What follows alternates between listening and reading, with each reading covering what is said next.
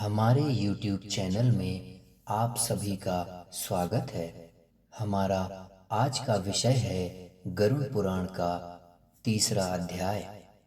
यम मार्ग की भीषण और कष्टकारी यात्रा पूरी करने के बाद वह पापी जीव अंततः उस स्थान पर पहुंचता है जहां उसके संपूर्ण जीवन का निर्णय होना है। यह स्थान है धर्मराजपुर। पक्षीराज गरुड़ ने बड़ी व्याकुलता से पूछा, हे केशव, यम मार्ग की वह कठिन यात्रा पूरी करके यम के भवन में जाने के बाद पापी जीव किस प्रकार की यातनाएं भोगता है? हे प्रभु, कृपा करके मुझे विस्तार से बताइए।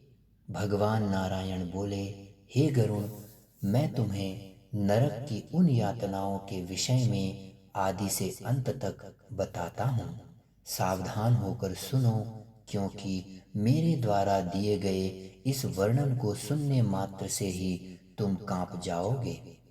हे गरुड़, बहुभीतिपुर से आगे 44 योजन में फैला हुआ धर्मराज का विशाल और भव्य नगर स्थित है। उस नगर में प्रवेश करते ही पापी जीव वहां का हाहाकार और चीख पुकार सुनकर फूट फूट कर रोने लगता है। उसकी करुण पुकार सुनकर यमपुर में विचरण करने वाले यम के गण वहां के द्वारपाल के पास जाते हैं। यमराज के द्वार पर धर्मध्वज नाम का एक शक्तिशाली द्वारपाल सदैव तैनात रहता है। वह द्वारपाल तुरंत जाकर चित्रगुप्त को उस प्राणी के शुभ और अशुभ कर्मों की सूचना देता है। इसके बाद चित्रगुप्त स्वयं धर्मराज के सम्मुख उपस्थित होकर उस जीव के पाप और पुण्य का निवेदन करते हैं। हे गरुड़, जो मनुष्य नास्तिक हैं और महापापों में लीन रहते हैं, धर्मराज उनके विषय में यथार्थ रूप से भली भांति जानते हैं। फिर भी न्याय की मर्यादा के लिए वे चित्रगुप्त से उन प्राणियों के पापों के बारे में पूछते हैं। सर्वज्ञ चित्रगुप्त भी स्वयं निर्णय देने से पहले श्रवणों से पूछते हैं। ये श्रवण ब्रह्मा जी के पुत्र हैं, जो स्वर्ग, पृथ्वी और पाताल तीनों लोकों में विचरण करते हैं। उनके पास दूर श्रवण, दूर से सुनने और दूरदर्शन यानी दूर से देखने की दिव्य शक्ति होती है। उनकी आंखों और कानों से मनुष्य का कोई भी कर्म छिपा नहीं रह सकता है।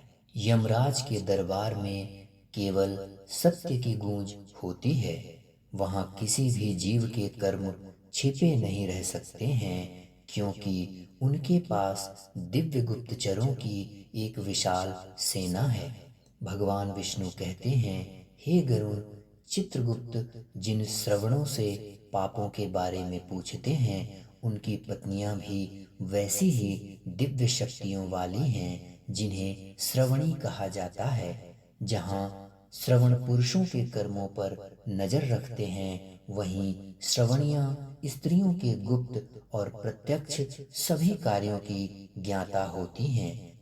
ये श्रवण और श्रवणी धर्मराज के वे शक्तिशाली गुप्तचर हैं, जो मनुष्य के शारीरिक, मानसिक और वाचिक सभी शुभ अशुभ कर्मों को ठीक ठीक जानते हैं।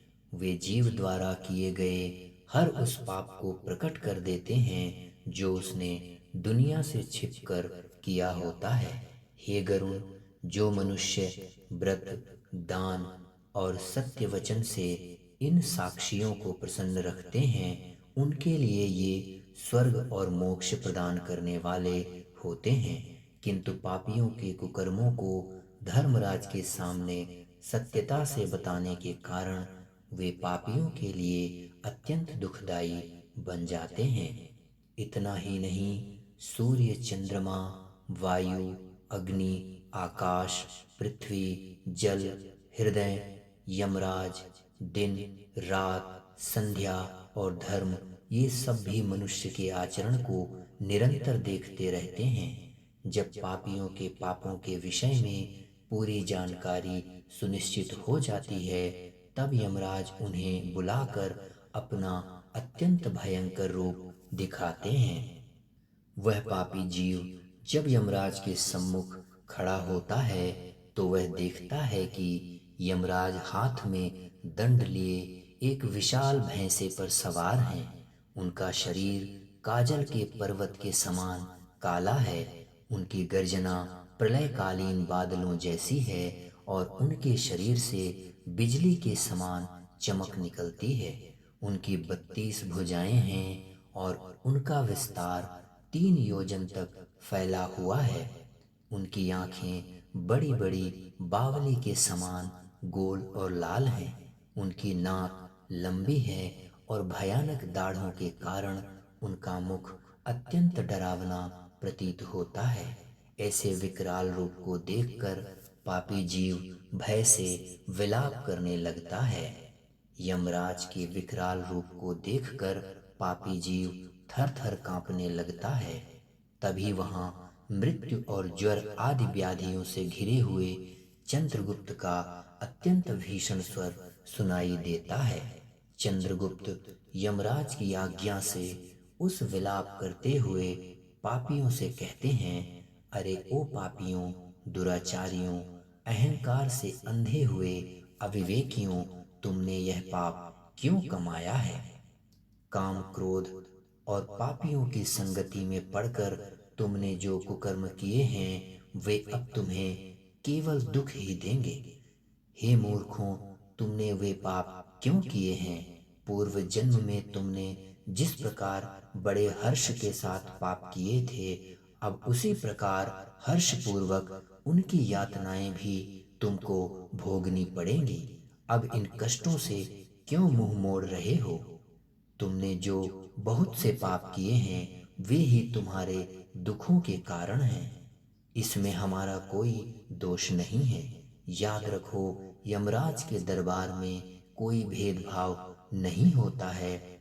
चाहे कोई मूर्ख हो या पंडित, दरिद्र हो या धनवान, सबल हो या निर्बल, यमराज सभी के साथ समान व्यवहार करते हैं। चित्रगुप्त के इन न्यायपूर्ण वचनों को सुनकर वे पापी जीव अपने दुष्कर्मों को याद करते हुए सुन्न हो जाते हैं।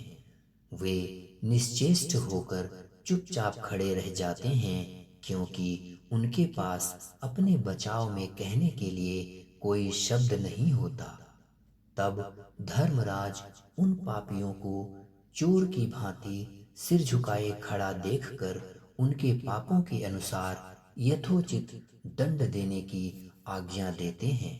आज्ञा मिलते ही यमराज के निर्दयी दूत उन पापियों को बेरहमी से पीटते हुए चिल्लाते हैं, चलो पापी, अब उस महान, घोर और भयानक नरकों की ओर प्रस्थान करो। प्रचंड और चंडक जैसे भयानक नामों वाले यमदूत उन सभी पापियों को एक ही पाश में बांधकर घसीटते हुए नरक की ओर ले जाते हैं। यमदूतों द्वारा नरक की ओर ले जाए जाने पर पापी जीव एक ऐसे स्थान पर पहुंचता है जहां उसकी यातनाएं और भी विकराल हो जाती हैं।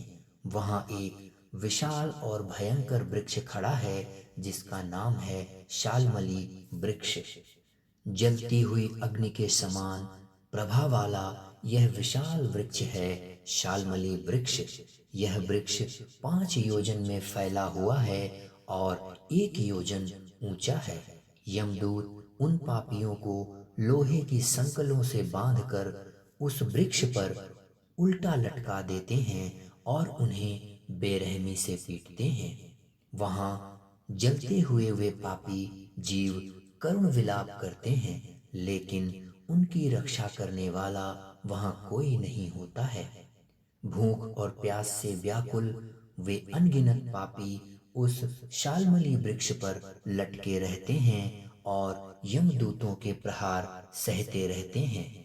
अत्यंत पीड़ा से व्याकुल होकर वे पापी जीव अपने हाथ जोड़कर यमदूतों से प्रार्थना करते हैं, हे यमदूतों, हमारे अपराधों को क्षमा कर दो, हम पर दया करो।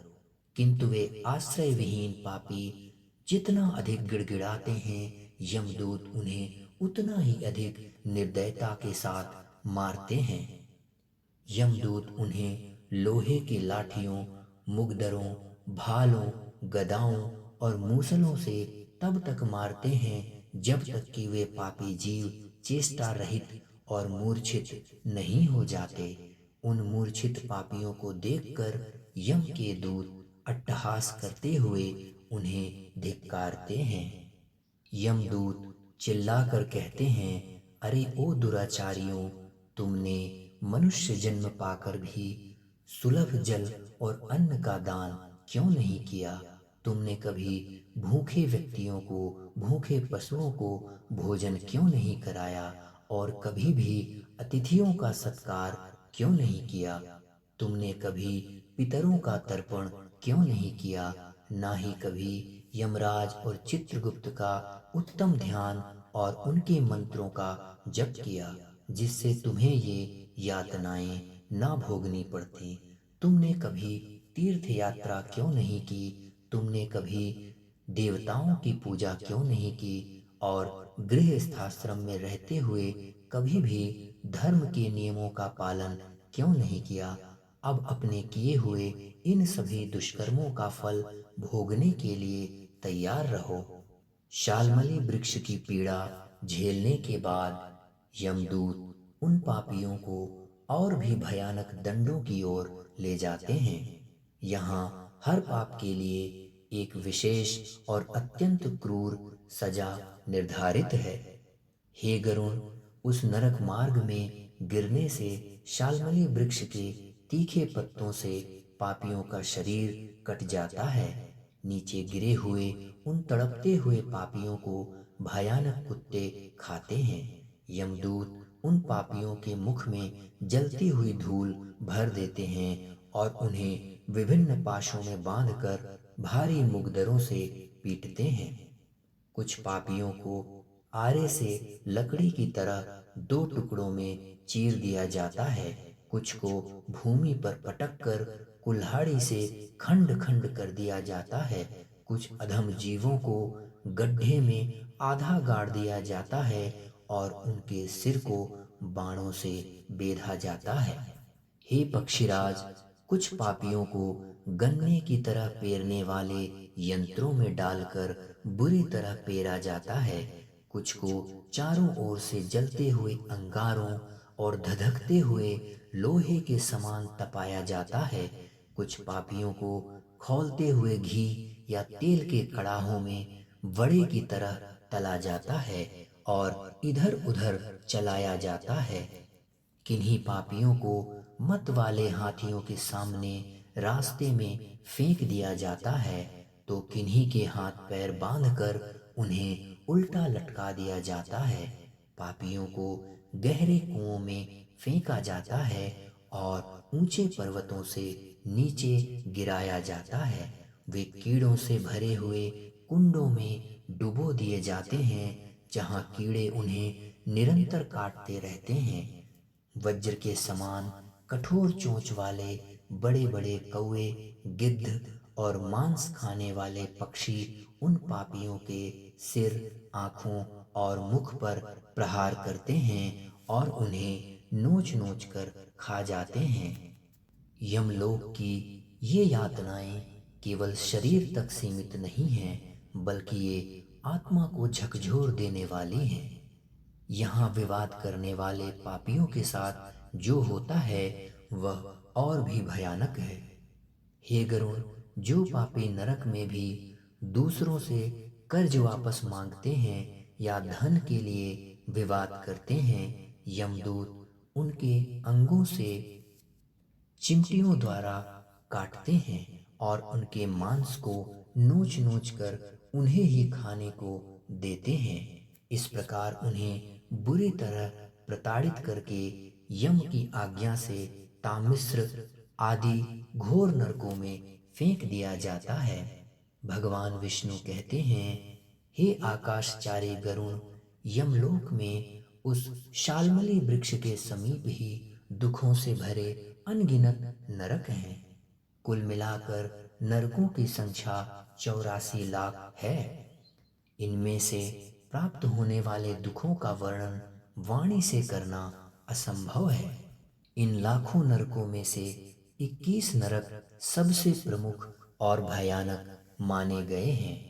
इनके नाम इस प्रकार हैं: तामिश्र, लोह शंकु, महारवरव, शालमली, रवरव, कुड़मल, कालसूत्रक, पूतिमृत्तिक, संघात, लोहितोद, सविष, संप्रतापन, महानिरय, काकोल, संजीवन, महापत, अवीची, अंधतामिश्र, कुंभीपाक, संप्रतापन और तपन। ये सभी नरक अलग अलग प्रकार की यातनाओं से भरे हुए हैं और विभिन्न पापों के फल के रूप में कल्पित किए गए हैं। धर्म से रहित मूर्ख और पापी जीव इन नरकों में गिरकर कल्पों तक यातनाएं भोगते हैं। चाहे वह स्त्री हो या पुरुष, अपने परिवार का भरण पोषण करने के लिए या केवल अपना पेट भरने के लिए जो भी अधर्म किया जाता है उसका फल यहाँ अकेले ही भोगना पड़ता है। अंत में मनुष्य अपने कुटुंब और शरीर दोनों को छोड़कर मृत्यु के बाद अपने किए गए कुकर्मों का फल भोगता है। नरक की अनगिनत और भयानक यातनाओं का वर्णन करने के बाद भगवान विष्णु इस अध्याय के अंत में एक बहुत बड़ी चेतावनी देते हैं। यह चेतावनी हर उस मनुष्य के लिए है जो धर्म के मार्ग पर चल रहा है। हे पक्षीराज गरुण, प्राणियों के साथ द्रोह करके छल कपट से धन कमाकर जो व्यक्ति अपने परिवार का भरण पोषण करता है वह अंत में अपने इस स्थूल शरीर को यहीं छोड़कर पाप कर्म रूपी पाथेय यानी रास्ते का भोजन लेकर अकेला ही अंधकारपूर्ण नरक में जाता है। जिस प्रकार किसी व्यक्ति का सारा धन चोरी हो जाने पर वह असहाय और दुखी हो जाता है, ठीक उसी प्रकार अधर्म पूर्वक कुटुंब का पालन करने वाला पुरुष यमलोक में आतुर होकर अपने कर्मों का फल भोगता है। भगवान कहते हैं कि जो व्यक्ति केवल अधर्म में ही रुचि रखता है और केवल अपने परिवार के सुखों के लिए दूसरों को पीड़ा पहुंचाता है वह अंधकार की पराकाष्ठा यानी अंधतामिश्र नामक भयानक नगर में गिरता है। हे पक्षीराज, मनुष्य लोक के नीचे जितने भी नरक और उनकी यातनाएं हैं, पापी जीव क्रमशः उन सब का भोग करता है। जब उसके पापों का फल पूरी तरह समाप्त हो जाता है और वह यातनाएं भोग कर शुद्ध हो जाता है, तब वह पुनः इस मृत्युलोक पर जन्म पाता है। इस प्रकार गरुड़ पुराण के सारोद्धार में यम यातना निरूपण नामक तीसरा अध्याय यहाँ पर समाप्त हुआ है। यह अध्याय हमें यह सिखाता है कि हमारे द्वारा किया गया छोटा से छोटा पाप भी व्यर्थ नहीं जाता है और उसका फल हमें स्वयं ही भोगना पड़ता है। तो इसी के साथ आज का हमारा वीडियो जो कि गरुड़ पुराण के तीसरे अध्याय पर आधारित था यहाँ पर समाप्त होता है। साथियों, चौथे अध्याय के साथ आप सभी से अगले वीडियो में फिर से मुलाकात होगी। नमस्कार।